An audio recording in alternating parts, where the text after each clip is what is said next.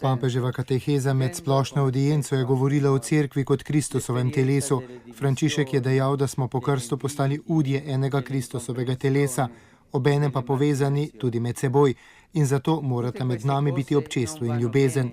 Ko se želi ponazoriti, da so elementi, ki sestavljajo neko stvarnost, med seboj tesno povezani in tvorijo eno samo stvar, se pogosto uporablja podoba telesa.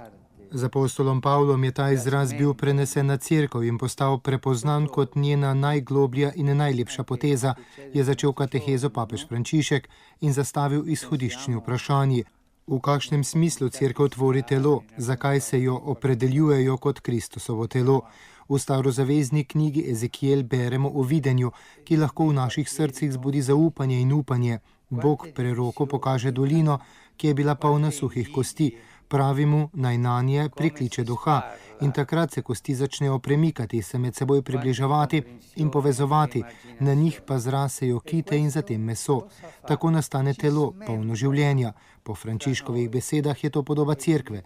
To je cerkev, je mojstrovina duha, ki vsakega vliva novo življenje ostalega in nas postavlja drugega ob drugega, v služenju in podporo drug drugemu. Tako iz vseh nas naredi eno samo telo, zgrajeno v občestvu in ljubezni. A cerkev ni samo telo zgrajeno v duhu, cerkev je Kristusovo telo in to je zares. Gre za velik dar, ki ga prejemamo na dan svojega krsta. Po zakramentu krsta nas namreč Kristus naredi za svoje.